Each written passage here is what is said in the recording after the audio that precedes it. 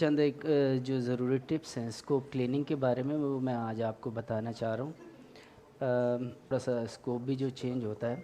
तो इस वजह से जो ज़रूरी टिप्स हैं वो मैं आपको बताऊँगा, ठीक है।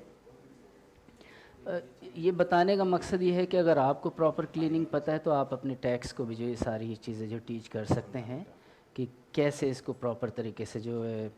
क्लीन करना है ताकि दूसरे पेशेंट्स के लिए जो है सोर्स ऑफ इन्फेक्शन ना बने, ठीक है जी। सबसे पहले तो ये है कि जैसे ही पेशेंट से स्कोप निकलता है तो उसमें ये किया जाता है कि स्कोप मशीन के साथ ही अटैच रहता है और यहाँ पे आप एयर वाला बटन जो है इसको प्रेस करते हैं और साथ में सक्शन भी करते हैं, ठीक है। अगर ये दो चीज़ें आपकी प्रॉपर एक साथ काम कर रही हैं तो इसका मतलब ये है कि आपका स्कोप जो है बिल्कुल सही प्रॉपर वर्किंग के अंदर है, ठीक है। और अगर इसमें से अगर आप सक्शन एयर पे रखा हुआ है और सक्शन आप दबा रहे हैं और एयर स्टॉप हो जाती है तो इसका मतलब ये है कि इसके एयर वाटर जो है वो उसमें कोई प्रॉब्लम है, ठीक है। तो इस वजह से जो है इसको चंद सेकंड्स तक जो है उसको एयर और सक्शन को प्रेस करके रखते हैं ताकि वो जितना भी उसके अंदर फ्लूइड वगैरह है जो पेशेंट में से निकला है उसको आप सक कर सकें और एयर वाटर भी जो है उसका जो है प्रॉपर तरीके से जो काम करता रहे। इसके बाद ये है कि आप स्कोप लेके उसको आप प्रॉपर तरीके से डिस्कनेक्ट करेंगे और उसके साथ जो है आप ये सेफ्टी कैप जो इसके साथ ज़रूर अटैच कीजिएगा। ये अपने टैक्स को बताना है ताकि इसके अंदर किसी भी इसके अंदर एलिमेंट्स वगैरह जो हैं वो ख़राब ना होने पाएँ। और दूसरा ये है कि ये आपके पास जो इसका सेफ्टी कैप है उसका भी ये है कि बिल्कुल सही हालत में हो, ना कि मतलब उसमें से एयर वगैरह लीकेज हो रही हो या इसके अंदर जब आप उसको मर्ज करते हैं उसके अंदर साइडेक्स के अंदर तो इसके अंदर साइडेक्स या कोई भी जो फ्लूइड वगैरह होना चाहे। उसके बाद आपको जो बताना चाह रहा हूँ कि अगर आपके पास मशीन का डिसइंफेक्टर है तो वो ठीक है और अगर आप मैनुअली आपके पास अवेलेबल नहीं है तो आपके पास ये कंप्लीट वॉशिंग की जो ट्यूबिंग सिस्टम जो है वो होना ज़रूरी है उसमें जो है, जिसमें कि ये लॉन्ग ब्रश है, एयर वाटर क्लीनिंग एडाप्टर है, ये इसका प्लग है, ये स्मॉल जो है चैनल ब्रश है और ये इसकी ट्यूब्स हैं। ये वाला जो छोटी ट्यूब है ये जो है इसके इरिगेशन के लिए या जो ईआरसीपी स्कोप के अंदर जो है एलिवेटर को जो रन करने के लिए उसको वॉश करना ज़रूरी है, तो इस छोटी ट्यूब का भी आपके लिए होना बहुत ज़रूरी है। अब करना ये है कि सबसे पहले तो आप अपने टैक्स को जो है तीन चार चीज़ें, एक plastic apron, glasses, cap mask और लॉन्ग जो है आपको जो है उनको आपने ग्लव्स जो प्रोवाइड करने हैं, क्योंकि ये है कि जब आप साइडेक्स के अंदर या वाटर की ट्रे के अंदर रखते हैं तो वो जो है उनके सारे ग्लव्स के अंदर ना जाए, ना उनकी स्किन को जो कोई ऐसा नुकसान पहुंचाए। प्रॉपर तरीके से जो है गाउन पहनेंगे, ग्लासेस मास्क वगैरह लगाने के बाद जो है फिर वो अपनी वॉशिंग शुरू करेंगे। उसके बाद आपने ये करना है कि इनके बटन्स वगैरह सब निकाल के पहले इनको अच्छे तरीके से जो साफ़ करेंगे और इनको जो है सोपी वाटर के अंदर जो डाल देंगे कुछ अरसे के कुछ टाइम के लिए। उसके बाद आप इसके ये डिस्टिल कैप जो है वो इसको जो है निकालना है, इसको भी साफ़ करना है। अमूमन ये होता है कि इसके अंदर जो है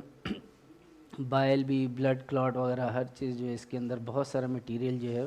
वो जमा होता है। अच्छा, इसको लगाने का और ये तरीका भी आपको जो पता होना चाहिए कि डिस्टिल कैप जो है किस तरीके से अटैच होता है, ये भी आपको अगर पता है तो आप अपने टेक्नीशियन को बताइए, क्योंकि ये सारी इसकी छोटी छोटी चीज़ें जो काफ़ी एक्सपेंसिवली होती हैं, तो इसलिए आपको जानना ज़रूरी है कि किस तरीके से आप इसको थोड़ा सा नीचे प्रेस कीजिए, इसको रोटेट करेंगे तो ये इजीली जो खुल जाएगा उसमें जो है। और अगर आप इसको प्रॉपर तरीके से फिक्स नहीं करेंगे तो ये आपको प्रॉपरली जो है वो, एक तो ये है कि ये निकल जाएगा और दूसरा ये कि आपको प्रॉपरली व्यू भी नहीं दिखाएगा, तो इस वजह से इसका निकालना ज़रूरी है। आप इसको भी जो अच्छे तरीके से चलाएं, इसके एलिवेटर को भी जो है, ताकि इसके अंदर से भी अगर आपको टिप ब्रश लेके वो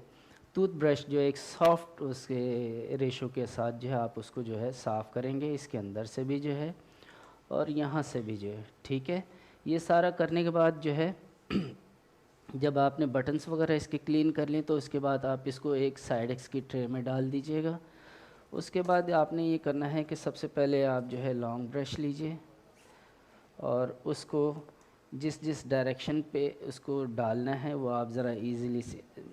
देख लीजिएगा कि किस डायरेक्शन पे मैं ये जो है ये ब्रश जो डाल रहा हूँ। ये इसका जो है बाइप्सी चैनल है।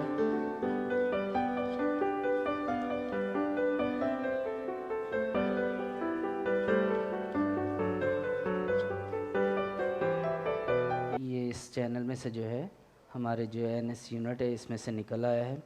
लेकिन आपने ये देखना है कि अगर इसके साथ कोई फूड मटेरियल वगैरह है तो आप पहले इसको जो है साफ़ करेंगे। इसको आपके जो है रेंस इसको करने के बाद आप इसको पुल बैक कीजिए और 2-3 दफ़ा इसको अप्लाई करने के बाद जो है आप उसके बाद जो है ये अपने सक्शन चैनल के अंदर आ जाइए। और ये जो है 2 डायरेक्शन में ब्रश जो जाता है, एक इस एंगल से और एक इस एंगल से जो है, ठीक है। तो ये 2 डायरेक्शंस हैं इसमें। ये मैं आपको इसलिए बता रहा हूँ ताकि आप अपने टेक्नीशियन को प्रॉपर तरीके से इसके क्लीनिंग बताएं कि किस तरीके से प्रॉपर तरीके से इसको क्लीन किया जाता है, ताकि ये दूसरे पेशेंट्स के लिए किसी और बीमारी का सबब ना बन सके। ये अब देखिएगा तो यहाँ से जहाँ पे हम लोग सक्शन ट्यूब अटैच करते हैं सक करने के लिए,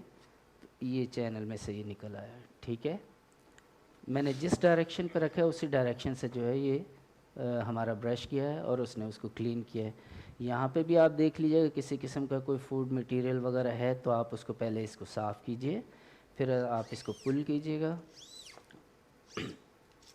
उसके बाद जो है हम लोग इसको ब्रश को जो है इस डायरेक्शन पर डालेंगे। लेकिन ये है कि ब्रश का भी आपने ख्याल रखना है कि कहीं से जो है ये मुड़ा हुआ ना हो, ताकि ये आपकी जो है स्कोप के चैनल को डैमेज ना करे, ठीक है। और बहुत ही स्मूथ हैंड के साथ आप इसको जो है इसमें ब्रश को यूज़ कीजिएगा। ये हमारे डिस्टिलेंट से जो आ गया उसमें जो ब्रश जो है, ठीक है। इसका भी वही है कि अगर इसके अंदर भी कोई आप देखते हैं कोई ब्लड क्लॉट वगैरह या कोई फूड मटेरियल तो आप उसको जो है पहले साफ़ करके जी सक्शन चैनल से जो है, तो उसके बाद आप इसको पुल कीजिएगा।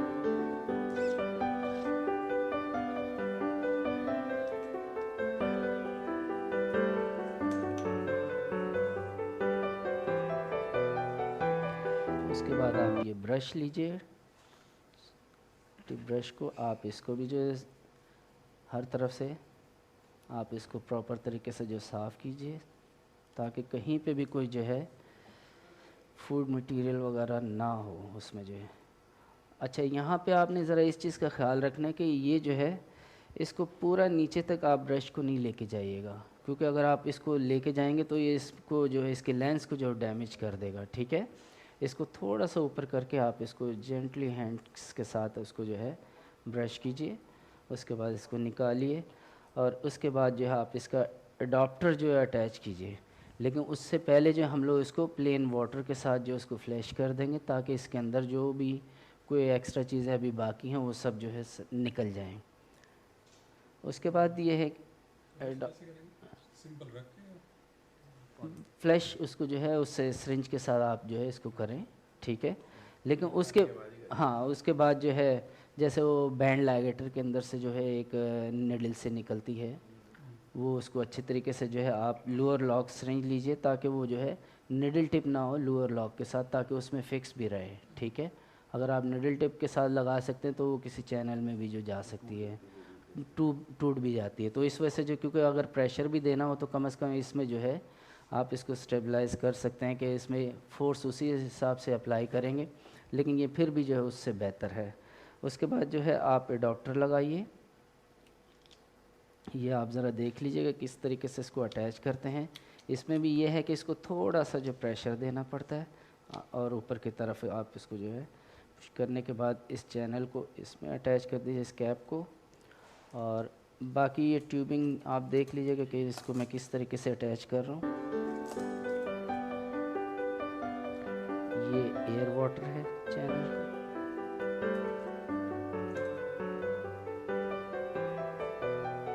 ये आप देख लीजिएगा कि इसको मैं किस तरीके से जो इसमें अटैच कर रहा हूँ। सक्शन का है। जब ये चीज़ रूटीन में आ जाएगी तो फिर आई होप सो को इतना लेट नहीं होगा, क्योंकि थोड़ा समझाने में जो टाइम लगता है, तो इस वजह से जो है मैं आपको थोड़ा सा डिटेल के साथ बता रहा हूँ, ताकि आप प्रॉपर तरीके से अगर सीखे होंगे तो अपने टेक्नीशियंस को भी जो है उसी डिटेल के साथ एक दो दफ़ा आप समझाएंगे तो मुझे उम्मीद है कि वो भी वैसी आदत अपने उस रूटीन में जो डाल लेंगे। अच्छा, ये इसके अंदर दो चैनल्स हैं, जिसके अंदर से एक जो हमारे जो है सक्शन चैनल को और दूसरा एयर वाटर को जो क्लीन करता है। तो इसमें से हम लोग एस्पिरेट भी कर सकते हैं और पुश भी कर सकते हैं। तो आप एक बॉल लेके उसके बाद जो आप उसको एस्पिरेट करें, उसके बाद आप इसको फ्लैश करें इसके अंदर से। ये देखिएगा, ये एयर वाटर वाले चैनल में से जो है हमारा इसको क्लीन कर रहा है। ठीक है, लेंस के ऊपर से आ रहा है। इसके अंदर किसी भी किस्म का कोई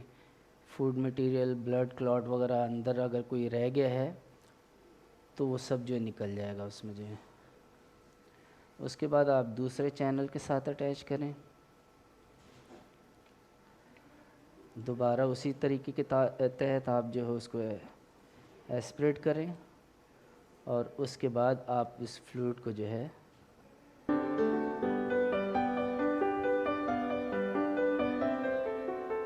पुश कर देंगे, तो ये सारा का सारा जो है इसको चैनल को जो साफ़ कर देगा इसमें।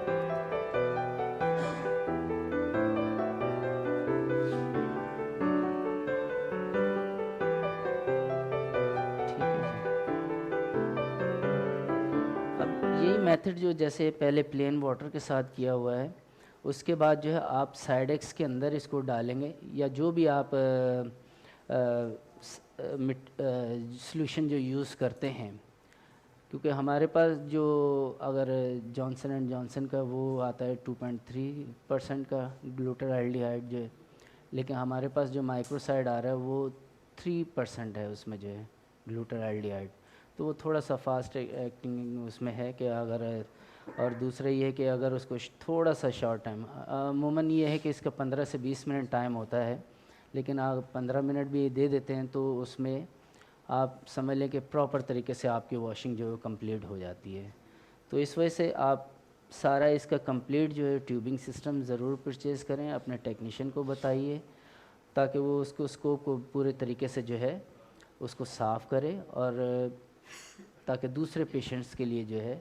किसी किस्म का सोर्स ऑफ इन्फेक्शन ना बने। अच्छा, इसी तरीके से आपने जैसे शुरू के अंदर जो प्लेन वाटर के साथ किया, ये मेथड आप जो है एक साइडेक्स वाली ट्रे लेके आप उसके अंदर रखेंगे। ये सारा प्रोसेस जो आपको मैं मैनुअली क्लीनिंग का जो बता रहा हूँ, क्योंकि ये है कि अगर आपके पास मशीन डिसइंफेक्टर है तो वो तो ऑलरेडी सारा कुछ करती है, लेकिन फिर भी उसके अंदर भी आपको जो जो स्टार्टिंग के अंदर जो है वो करना पड़ता है। उसके ब्रश फ्रेश करने के बाद जो है फिर वो मशीन में उसमें डालते हैं, तो वो उस तरीके से स्टरलाइज करता है जो भी उसकी टाइमिंग के अंदर जी। हाँ, मशीन के अंदर जो उसको जो है, लेकिन ब्रश वगैरह आपको फिर भी जो करना पड़ेगा उसमें शुरू में करना पड़ेगा, लेकिन ज़्यादातर ये है कि क्योंकि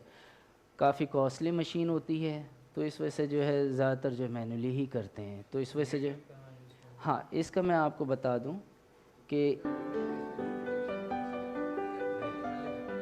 किसमें वो शुरू में किए ना उसमें जो है। हाँ, ये देखें, ये इसका जो है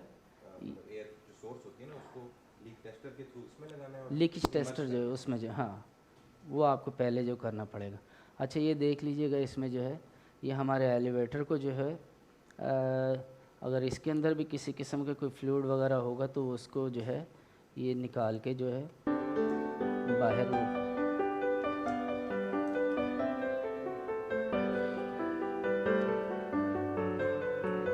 ये देखिए, ये इसका एक्सिलरी चैनल है, इसके अंदर से हम लोगों ने ये इसको पुश किया